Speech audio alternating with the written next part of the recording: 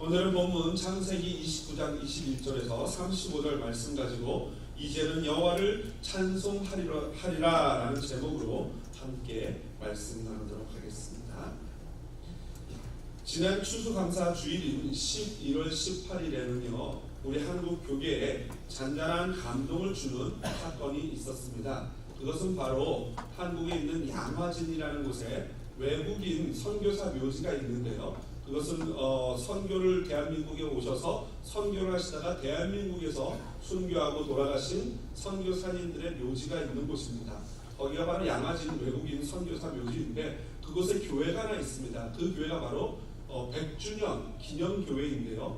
그 교회의 일대 담임 목사가 바로 이재철이라는 목사님이십니다. 그런데 그분이 은퇴를 7개월 앞두고 조기 은퇴하면서 굉장히 사람들에게 잔잔한 감동을 주고 있습니다. 그분이 7개월 앞두고 은퇴한 것만으로 감동을 주는 것이 아니라 그분의 삶 자체가 사람들에게 그렇게 어필을 하고 있습니다. 그분은 마지막 설교, 추수감사주일 설교를 성도님들에게 이렇게 당부했습니다. 제가 클립을 보니까요, 나 이제철을 여러분 버리십시오 라고 설교를 하더라고요. 근데 버리는데 철저히 버리십시오 라고 설교를 하면서 그래야 그 후임 목사가 사역을 더 잘하고 여러분들과 하나가 돼서 나갈 수 있습니다. 자기를 완전히 잊어버리라고 부탁을 하는 모습을 보았습니다. 그런데 이 교회가 좀 특별한 게 이 교회 후임 담임 목사가 한 명이 아니고 담임 목사가 4명이에요. 그것도 그 교회에서 사역을 했던 부목사님 중에 4분을 세워가지고 각 파트별로 사역을 맡겼습니다. 그래서 설교, 말씀, 교육을 중심으로 하는 담임 목사, 그 다음에 목양을 중심으로 하는 담임 목사, 교육을 파트를 맡은 담임 목사, 그리고 대외 사업을 맡은 담임 목사, 이렇게 한 담임 목사가 하는 역할을 4개로 구별해가지고 그것을 각자에게 이렇게 맡긴 그런 실험적인 목회를 시작했습니다. 그러면서 평소에 자신의 지론대로 마르티스, 즉 증인, 그리고 휘페르테스라는 종, 이 증인의 삶과 이 종의 삶을 평소에 많이 강조하셨는데 이 3대로 그렇게 사시면서 그리고 마지막까지도 끝까지 그 모습으로 은퇴하는 모습을 보여주셨습니다. 그래서 이분이 은퇴해가지고 이제 고향 죄송합니다.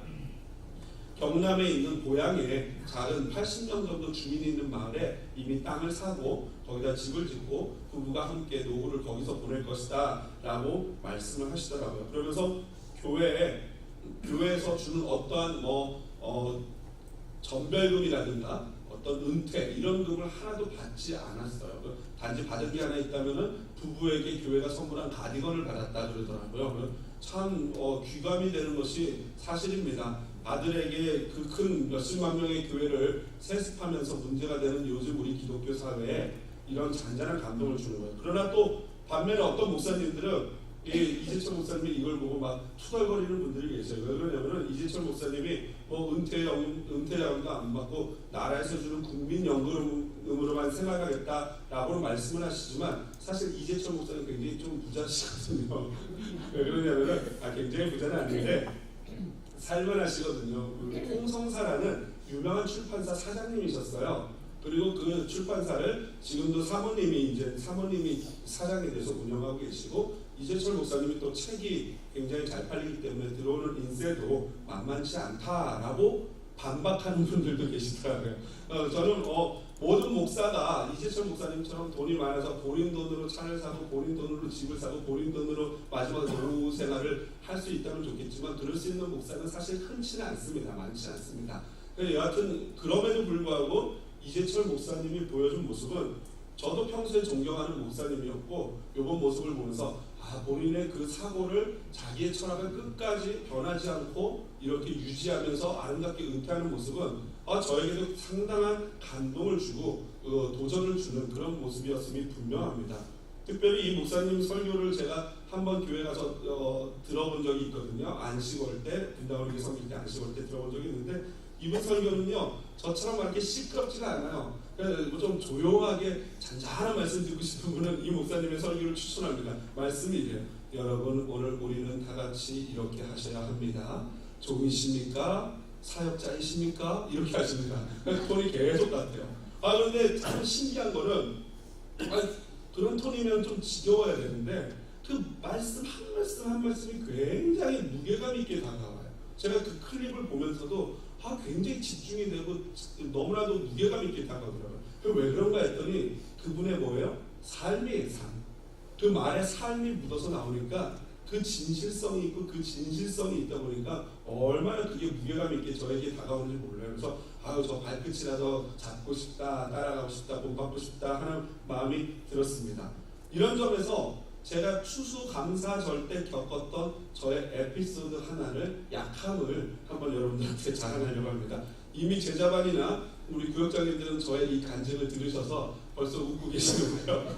제가 이제 그 추수감사절 때 에브리데이 교회 가서 수요 설교를 하게 되지 않았습니까? 그런데 그 수요 설교는 추수감사 주일날 저희 우리 한사랑 교회에서 설교했던 그 설교 본문을 그 설교문을 그대로 가지고 가서 서론과 적용 부분에서 그 에브리데이 교회 성도님들에게 맞게 이렇게 조금 각색을 해서 제가 말씀을 전했어요. 그런데 놀랍게도 하나님이 우리 교회에서보다 더 큰 은혜를, 약간 약이 오르시죠? 더 큰 은혜를 막 주시는 거예요. 그래서 왜 그러신가 하고 했는데 그 성도님들 오랜만에 저를 보고 막 그러다 보니까 성도님들의 이 열린 마음들 막 이런 게 있으니까 하나님이 더 은혜를 주시는 것 같아요. 그래서 막 은혜가 되고 함께 통성 기도를 하는데 제가 막 그냥 저도 흥분해가지고 막 목소리를 고래고래 소리 질러가지고 지난주일날 가서 설교하는데 굉장히 힘들지 않았습니까? 그런 은혜가 있었어요. 그러니까 설교를 하면서도 하나님이 굉장히 은혜를 주시는구나, 감사하다라고 이제 생각하고 설교를 하고 기도를 잘 이제 통성 기도를 한 2개 제목 정도를 이렇게 드리고 기도를 시켜놓고 그리고 이제 제가 내려가면 이제 최원주 목사님 올라서 마무리하는 거였는데요. 제가 이제 내려갔어요. 그래서 이제 성경책 챙기고 주섬주섬 아이패드 챙기고 제가 먹다 남은 반 정도 된 물을 뚜껑을 닫는데 반밖에 못 닫아가지고 대충 당겼어요. 그리고 이제 내려오는데 그 교회는 굉장히 커요. 우리 교회 한 5배, 10배 정도 되나? 그 정도 넓은 몇백 명 앉을 수 있는 그런 장소인데 그러다 보니까 강단도 높아요. 그리고 조명도 또 이렇게 우리 이처럼 이런 게 아니라 딤으로 돼 있어가지고 이렇게 조도를 조절할 수 있는, 밝혔다가 낮췄다가 다이얼로 할 수 있는 그거예요. 그러니까 기도하는 시간이니까 조명을 한껏 낮춰놨어요. 거의 껐죠. 그리고 이 무대에 조금 조명이 있고 그런데 이제 이 단이 높다 보니까 단이 이렇게 계단으로 돼 있는 거예요. 근데 제가 이걸 다 챙겨서 단을 딱 내려갔는데 그만 마지막 계단에 단을 헛디뎌가지고 앞으로 철푸덕 자빠졌어요. 그때 여러분 어떤 생각 듭니까? 죄송합니다. 이 생각 들더라고요. 쪽팔려. 진짜 아픈 거 보고 없이 진짜 쪽팔려요. 막 어느 정도에는 막 이게 여름 양복이라서 이 카펫에 쓸려가지고 무릎이 살짝 나가기 직전까지 된 정도고 이 물뚜껑 앉아서 물은 철퍽해서 막 다 퍼지고 아이패드 날아가고 성경책 저보다 안경을 이렇게 대고 막 쪽팔려. 막 설교 때 막 큰 소리 쳐놨는데 철퍽. 도대체 나한테 왜 이러시는 거예요? 하면서 막 일어났는데 그런데 감사가 넘쳤어요. 왜요? 불이 꺼져 있었어요. 아무도 못 본 거예요. 아무도 기도하느라고 아무도 못 봤고 불이 꺼져 있었어요. 다행히 딱 2사람 봤는데 신디사이저가 이쪽에 있는데 제가 바로 그 신디사이저 앞에 철푸덕 넘어져서 신디사이저 신어주고 이러면서 기타 옆에서 베이스 신어주고 이러면서 그 둘만 봤고 나머지는 아무도 못 봤어요. 정말 감사한 일이죠. 다행이죠. 그래서 속으로 제 자리에 이제 막 안경 이러고 앉아가지고 도대체 왜 이러시는 거예요 저한테 도대체 뭐가 불만이세요? 왜 나를 이렇게 미워하시는 거예요? 하면서 앉아 있으면서 답을 구하고 있다가 예배가 끝나고 이제 성도님들과 교제를 나누면서 이제 그 고통의 시간들은 다 잊혀졌어요. 그러고 나서 이제 호텔로 돌아왔단 말이죠. 호텔에 돌아와서 이제 잠자리에 누우면서 하나님께 마음속으로 기도하고 묵상으로 기도하는 거예요. 하나님 그럼 도대체 왜 그러셨죠? 저한테 원하시는 게 뭡니까? 저한테 이러셔도 되는 겁니까? 도대체 이랬어요. 그때 하나님이 뭐라 그러셨을까요? 이 답은 이따 마지막 결론에 제가 알려드리겠습니다. 그리고 이 답을 얻는 그 과정이 오늘 본문을 살펴보면서 거기에 다 하나님이 왜 그러셨는지를 오늘 본문에서 말씀하고 계세요. 그래서 도대체 우리 삶 가운데 일어나지 말아야 될 일들, 내가 원하지 않았던 그런 일들이 도대체 왜 일어나고 그것을 통해서 하나님은 나에게 무엇을 말씀하시나를 오늘 본문을 통해서 함께 살펴보기를 원합니다. 첫 번째 오늘 본문에서 볼 수 있는 하나님은요, 우리의 삶에 라헬이 아니라 레아를 주시는 하나님입니다. 뭐라고요? 라헬이 아니라 레아를 주시는 하나님. 오늘 야곱은요, 라헬, 사랑하는 여인, 어여쁜 여인, 진짜 킹 왕짱 이쁜 라헬을 얻기 위해서 7년을 봉사합니다. 그리고 수일처럼 여기고 삼촌 라반을 섬겼어요. 그리고 마지막 날이 드디어 왔고 라반에게 큰 소리 칩니다. 뭐라고 칩니까? 내 아내를 내게 주소서라고 21절에 말합니다. 그리고 내가 그에게로 들어가겠나이다 라고 말해요. 여기서 내 아내를 내게 주소서와 이거는요, 뭐 앞에 청컨대, 원하건대 이런 말이 없는 걸로 봐서 굉장히 당당하게 급하게 아주 그냥 윽박지르듯이 요구하고 있는 거예요. 아직 아내도 아니지만 이미 이쪽 지역에서는 이미 약혼을 하면은 아내와 진배 없이 여깁니다. 아내와 동일하게 생각을 합니다. 그렇기 때문에 이렇게 말할 수 있는 거죠. 그리고 내가 그에게로 들어가겠다라고 얘기해요. 여기서 들어가다라는 표현은 결혼한 부부 간의 부부 관계를 의미하고 암시하는 그러한 단어입니다. 그러니까 지금 야곱이 급해요, 안 급해요? 본문을 보니까 완전 급합니다. 아름다운 여인 라헬과 함께 결혼하고 싶고 부부의 관계를 맺고 싶은 급한 마음이 있어요. 저돌적이에요. 그러다 보니 어때요? 좀 경박합니다.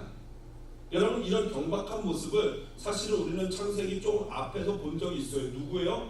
빨간색 팥죽 한 그릇 앞에서 뭐라 그랬어요? 에서가 내가 배고파 죽겠다. 내가 배고파 죽게 됐으니 장자의 명분이 무슨 소용이냐. 너 가져라. 얘다 너 가져라. 했던 에서의 모습과 야곱의 모습이 경박하면서 오버랩됩니다. 사실 삼촌 라반에게도 야곱이 화가 났을 거예요.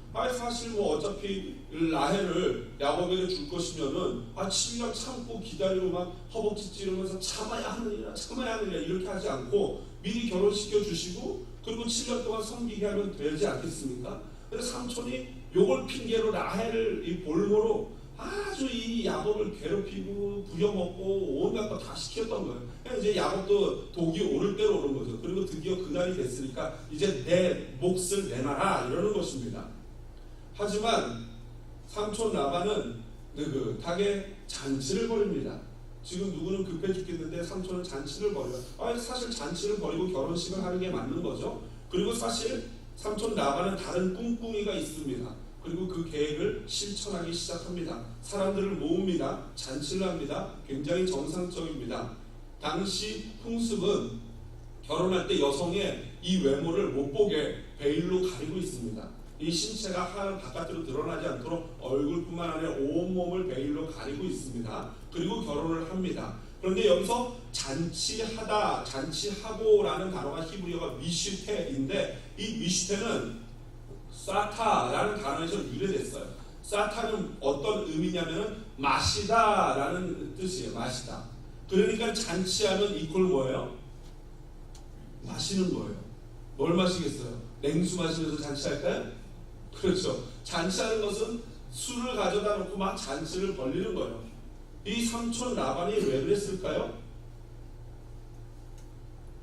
삼촌 라반이 술을 갖다 놓고 야곱을 고주망태를 만들어가지고 그 첫째 딸 레아를 승그머니 집어넣으려고 그랬던 것입니다.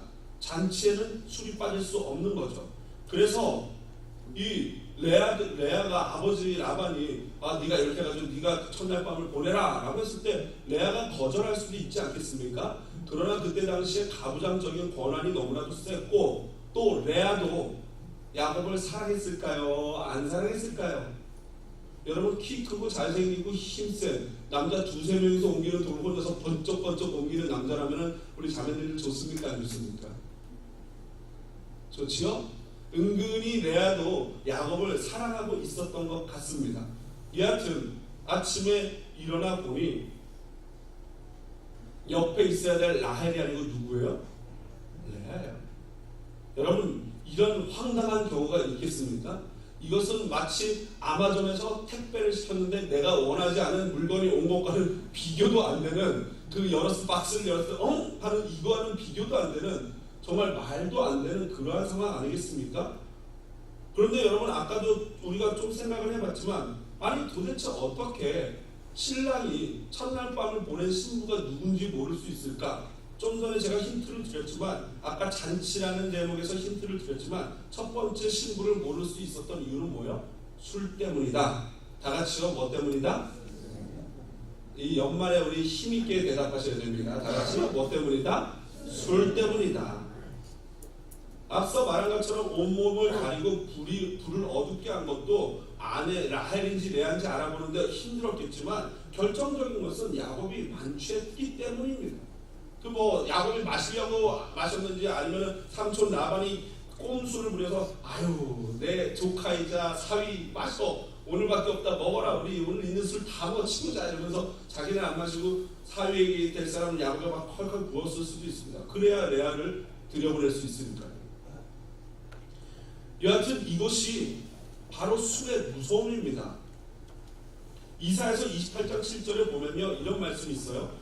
그리하여도 이들은 포도주로 말미암아 옆걸음을 치며 독주로 말미암아 비틀거리며 제사장과 선지자도 독주로 말미암아 옆걸음치며 포도주에 빠지며 독주로 말미암아 비틀거리며 환상을 잘못 풀며 재판할 때 뭘 합니까? 실수하나니. 야곱이 오늘 실수하고 있어요. 여러분 이사야 선지자는 이스라엘 백성들의 죄악을 지적하는데 그 중에 하나가 뭐예요? 지도자급에 해당되는 사람들, 제사장 선지자들이 술독에 빠져 있는 이것을 죄악으로 지금 지적하고 있어요. 또 여러분 잠언 23장 29절부터 35절 굉장히 긴데요. 좀 긴 본문 가져왔는데 우리 다 같이 함께 보면서 읽어보도록 하겠습니다. 함께 큰 목소리를 읽습니다. 시작.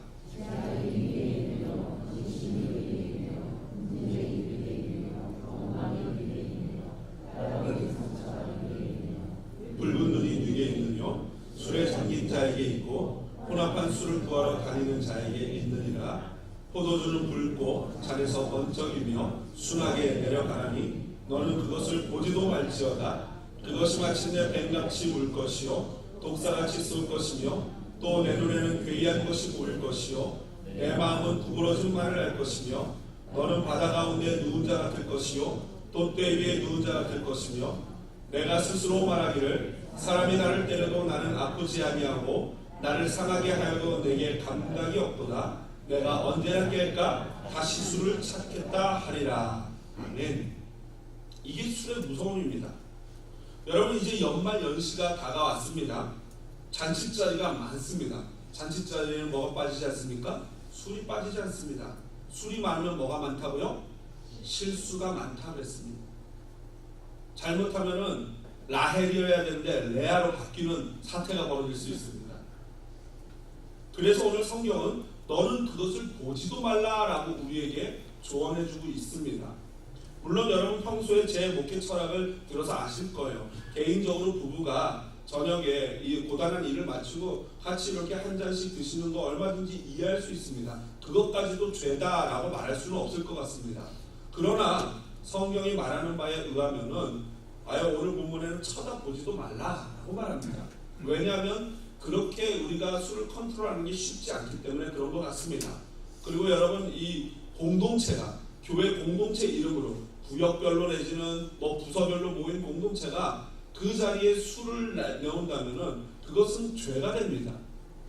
분명히 말씀드리지만 그런 경우에 제 귀에 들리는 경우에는 교회 이름으로 시비를 하고 건직을 하도록 하겠습니다. 여러분 명심하십시오. 우리 리더십들은 그 부분은 철저히 해주시길 부탁을 드립니다. 여하튼 야곱이 사랑하는 여인을 구별하지 못한 이유가 뭐 때문이라고요? 술 때문이야. 술 때문입니다.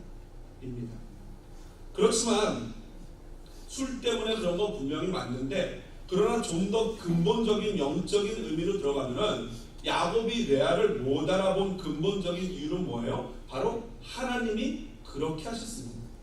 왜냐하면 하나님은 심은 대로 거두게 하시는 분입니다.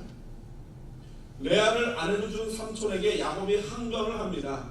그랬더니 어떻게 삼촌이 이럴 수 있어? 아니 다른 것도 아니고 아니 어떻게 이런 일이 있을 수가 있냐고 막 따지는 그 야곱에게 삼촌이 26절로 대답을 합니다. 라반이 이르되 언니보다 아우를 먼저 주는 것은 우리 집안에서 하지 않은 바이다.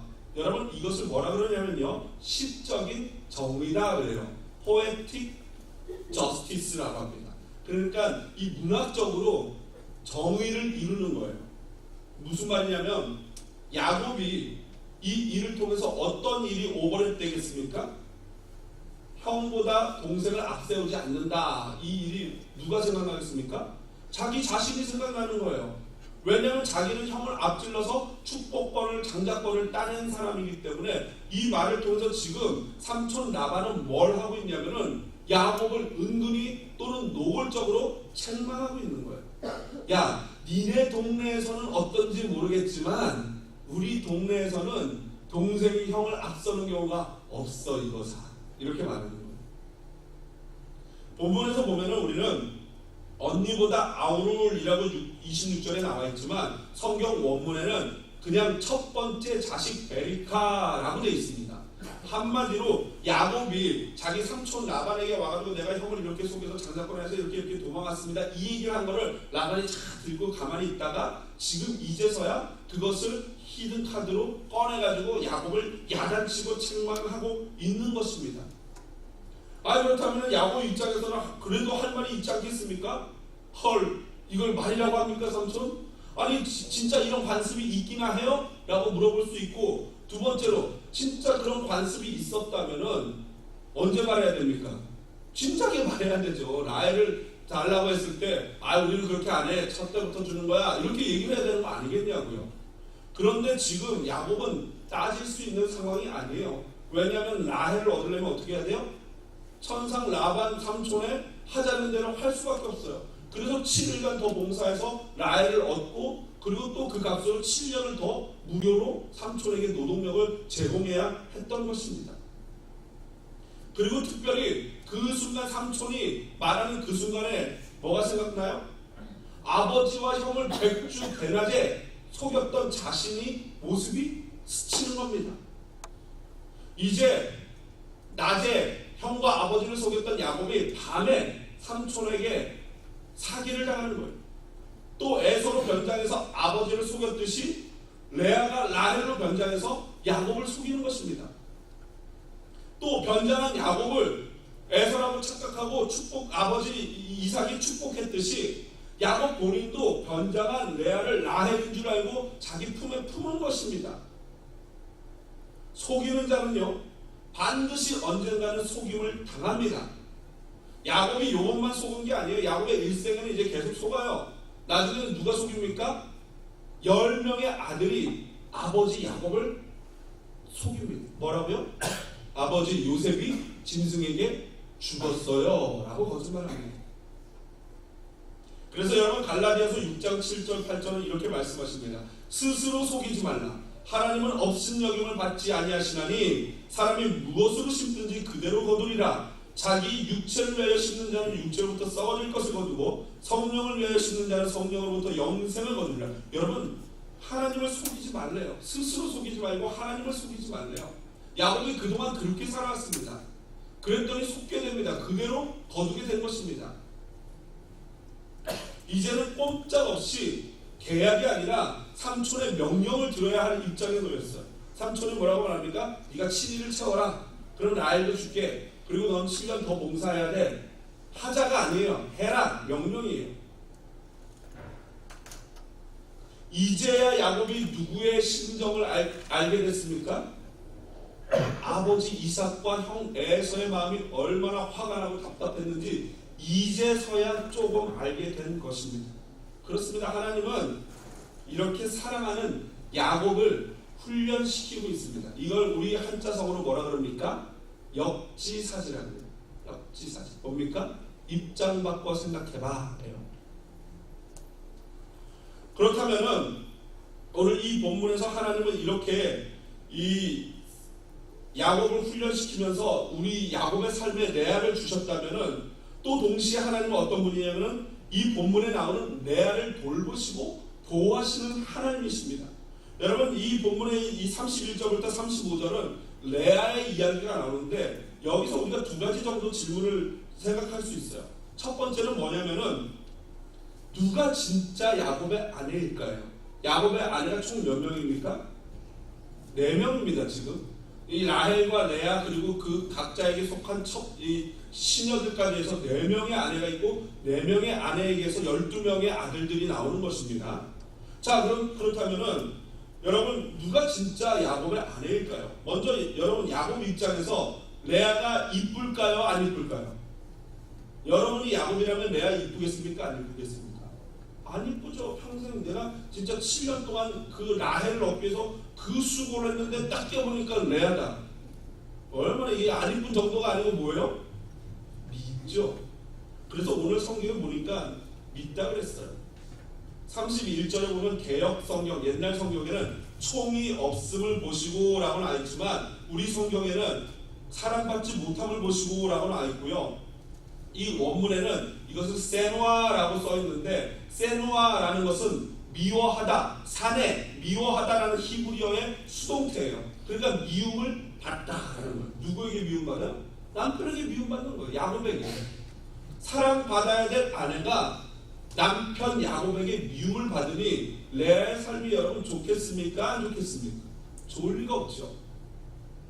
그런데 사실 야곱의 심정도 이해가 되지 않습니까? 이 7년 동안 그 고생을 하고 라헬만 생각하고 첫날 밤을 보냈는데 아침에 일어나니까 레아니까 얼마나 배신감을 느끼겠습니까마는 이 야곱이라는 사람이 이때쯤 되면은 한 번쯤은 생각을 하고 기도를 해야 되는 거예요. 왜요? 왜 하나님이 나에게 레아를 주셨지? 제가 아까 철표가 넘어지고 뭐 했다고요? 왜 하나님이 나를 넘어뜨리셨지? 왜 이런 일을 겪게 하셨을까? 생각했어요. 기도했어요. 지금 야곱은 레아를 주셨을 때 화도 나고 막 그냥 너무나도 분하겠지만 그때 하나님께 한 번쯤은 기도하고 생각해야 한다라는 거예요. 왜요? 여러분 저와 여러분의 삶에 하나님이 레아를 주실 때가 많습니까? 아니면 내가 원하는 라헬을 주실 때가 더 많습니까? 제가 볼 때는 내가 원하는 라헬보다는 내가 원하지 않는 레아를 주실 때가 훨씬 많은 것 같아요. 그러면 그때 우리는 뭐 해야 됩니까? 생각해야 돼요. 기도해야 돼요. 하나님 왜 내게 지금 이 레아를 주고 계십니까? 하고 기도해야 돼요. 여러분 내가 원하는 라헬은 과연 무엇입니까? 여러분 야곱이 왜 라헬을 좋아했죠? 왜 좋아한 것 같아요? 인격이 고매해서, 신앙심이 투철해서. 3번 킹 왕짱 이뻐서. 3번이에요. 언니 레아도 이뻤는데 레아보다 훨씬 이쁜 게 누구야? 라헬이었어. 그러니까 야곱은 다른 거 다 안 봐요. 오직 뭐만 봐요? 얼굴만 봐요. 외모만 보는 거예요. 외모만. 우와 킹 왕짱 이쁘다. 난 쟤랑 결혼할 거야. 여러분 이쯤 되면은 야곱이 생각해 봐야 되지 않나요? 진짜 내 삶에 필요한 여인은 누군가? 하나님이 진짜 나에게 주시고자 하는 내 배필은 누구인가? 생각해 봐야 되지 않을까요? 혹시 진짜 야곱에게 필요한 아내는 레아가 아니었을까요? 여러분 진짜 하나님이 야곱에게 주신 아내는 누구일까요? 답이 간단해요. 레아입니다. 왜요? 일단 첫 번째로 신혼 첫날 밤을 보낸 여인이 누구예요? 레아예요. 레아가 그 첫 번째 부인 맞아요. 그러므로 야곱은요 이렇게 됐을 때는 레아를 미워하면 안 돼요. 오히려 뭘 해야 돼요? 기도하고 생각하고 왜 하나님이 레아를 주셨는지 그리고 레아를 내가 어떻게 해야 될지 좀 더 레아를 사랑하고 친절하게 대하려고 노력을 해야 되는 거예요. 두 번째로 여러분 이 여인의 마지막을 보면은 누가 하나님이 주신 아내인지 정확히 압니다. 여러분 아브라함과 사라가 묻힌 굴이 이름이 뭐라고요? 막벨라굴이라고 했어요. 막벨라굴. 지금도 가면은 이스라엘에 있죠. 막벨라굴이라고 있는데 땅속 깊이 있기 때문에 그 위에 사원을 지어놨다고 제가 말씀드리고 예전에 사진 보여준 적이 있어요. 사원을 지었는데 그 사원의 3분의 2는 이스라엘 거예요. 그리고 3분의 1은 이슬람 거예요. 그 동네는 참 재밌어요. 막 성전도 쪼개가지고 이쪽은 이스라엘, 이쪽은 이슬람 이러는데 하여튼 무덤까지도 그래요. 그래서 이쪽 무덤에는 아브라함과 사라가 잠들어 있고 이쪽 이 이슬람 쪽에는 이삭과 리브가가 잠들어 있어요. 그런데 이쪽에 또 야곱과 그의 부인이 들어가 있는데 누굴까요? 레아입니다. 막벨라 굴의 정통으로 가족묘에 묻힌 부인이 누구예요? 레아예요. 레아. 그러면 라헬은 어떻게 되는가? 라헬은요 길가에서 베냐민을 낳다가 죽습니다. 그래서 라헬이 그 베냐민의 이름을 베노미, 슬픔의 아들이라고 불러요. 나중에 다시 살펴볼 겁니다. 그 베놈이라고 부른 그 아들을 야곱이 다시 베냐민이라고 바꿔 부르는 것입니다. 그러니까 두 여인의 마지막을 보면서도 누가 정통 부인인지 알 수 있겠죠. 그리고 세 번째로 레아의 아들들이 이 구속사적인 관점에서 구속의 역사에서 어떻게 쓰임받은지를 보면요, 아 레아구나 라는 것을 알 수 있어요. 레아의 아들 중에 유명한 아들 두 명 있습니다. 하나는 레위예요. 여러분 레위 지파에서 누가 나옵니까? 모세스, 아론, 이런 사람들이 바로 레위 지파고, 그 레위 지파가 온 예배를 다 책임지지 않습니까? 영적인 지도자 그룹이에요. 그 다음에 마지막 오늘 네 번째 아들 누가 나옵니까? 유다가 나와요. 유다는 누구의 조상입니까? 여러분 조상, 이 다윗, 이스라엘의 가장 위대한 왕 다윗의 조상이 누구예요? 유다예요. 그리고 그 다윗의 후손, 그 유명한 분이 누굽니까? 바로 예수님이에요. 그러니까 여러분 예수님이 누구를 통해서 나온 거예요? 야곱을 통해서 나온 거 맞지만 엄마 혈통이 누구예요? 레아인 거예요. 레아. 여러분 그러니까 만약에 야곱이 라헬만 좋다고 라헬과만 결혼하면 예수님이 오셔요 못 오세요? 단순한 얘기예요. 물론 하나님의 또 다른 방법이 있겠지만 오실 수가 없어요. 그러니까 구속적인 사적인 관점에서는 반드시 야곱이 누구랑 결혼해야 되는 거예요? 레아랑 결혼을 해야 되는 거예요. 그게 맞는 거예요. 마지막으로 레아가 하나님이 야곱에게 주신 짝이 맞는 이유가 뭐냐면은 하나님이 그녀를 돌보십니다. 오늘 본문 31절에 보니까 레아가 사랑받지 못함을 보시고 그의 태를 여섰다 하는데, 사랑받지 못함을 보시고 이 단어와 32절에 그 이름을 루벤이라 하여 이르되 여호와께서 나의 괴로움을 돌보셨으니, 돌보셨다와 보셨다라는 단어가 같은 단어예요. 그러니까 하나님이 레아를 돌보셨어요. 그리고 그에게 아들 4명을 먼저 주십니다. 그런데 그 아들들의 이름을 가만히 보면 굉장히 신앙 고백적인 이름이에요. 외모는 라헬이 훨씬 이뻤는지 모르겠지만 신앙이나 신앙 인격은 레아가 훨씬 뛰어났던 겁니다. 여러분 라헬 보면요 얼굴만 이쁘고 아주 죄송합니다. 라헬은요 좀 별로예요. 어떻게 할 수 있냐면은 나중에 라반 집을 다 같이 탈출할 때 라헬이 아빠 집에서 뭘 훔쳐옵니까? 드라빔이라는 걸 훔쳐와요. 드라빔이 뭐냐면은 우상이거든요. 우상. 집안에 이 세워놓은 우상인데 그거가 축복의 근원인 줄 알고 그거 훔쳐옵니다. 그런 여자예요. 그리고 다음 주에 보겠지만 30.1절에 보니까 그의 언니를 시기하여 야곱에게 이르되 내게 자식을 낳게 하라. 그렇지 않으면 내가 죽겠노라. 남편한테 아주 바가지를 막 긁으면서 못 살겠어 막 이러면서 히스테리를 부리고 있어요. 아주 물론 너무나 상황이 힘드니까 그럴 수 있다 이해는 되지만 일단 라헬은 좀 깍쟁이 같고 욕심스러운 이런 모습이 있는 게 사실입니다. 그래서 어떤 강사가 보니까 이런 말씀들을 많이 하시더라고요. 얼굴 이쁜 것들 오래 못 간다 이런 말씀 하시더라고요. 그래서 막 다들 좋아하고 하는데 좋아하시는 분들 보면은 참 그런데 우리나라에 또 이런 그 강사가 또 그런 말을 하더라고요. 얼굴 이쁜 것들 오래 못 가는데 안 이쁜 것들은 아예 가지도 못한다. 얼마나 우리 사회가 외모 지상주의적인 어떤 그거에 찌들어 있는지를 볼 수 있는 단면 아니겠습니까? 야곱이 그랬던 거예요. 그런데 레아는 외모는 동생 라헬보다 떨어졌는지 모르지만 그의 신앙과 인격은 훌륭합니다. 루벤을 나타나서 이렇게 말해요. 보라 아들이다. 여호와께서 나의 괴로움을 들어주셨다. 두 번째 시몬을 낳고 하나님이 또 들어주셨다. 레위를 낳고 이제 연합할 것이다. 마지막 유다를 낳고는요 찬송. 이제는 여호와를 찬송하리로다 라고 고백합니다. 여러분 한번 대답해 보십시오. 아내들이요. 여자로서 아내로서 남편의 사랑을 받지 못하면 어떻습니까? 그거는 크나큰 수치요, 가장 여성으로서 아픈 마음일 것이라고 믿습니다. 거기다가 이 야곱은 가만히 보니까 사랑하지 않으면 차라리 건들지나 말지, 잠자리를 같이 해가지고 애는 계속 나요. 그러니 이 레아의 마음을 어떻게 했어요? 그거 자체라도 좋죠. 그걸 핑계로라도 남편이 찾아오는 게 좋았겠지만, 그리고 나서 떠나가는 남편을 보면서 그 마음이 어떻겠습니까? 늘 가슴속에 응어리가 져있지 않았겠습니까? 야곱에게 있어서 레아는요, 원하지 않았던 존재, 원하지 일어나서는 안 되는 일, 지금 오늘 제가 레아라고 표현하는 그 일이 레아 자체였어요. 야곱에게 있어서. 그런데 그러면 레아에게 있어서는, 레아에게 일어나지 않아야 될 일, 레아가 원하지 않았던 레아는 무엇입니까?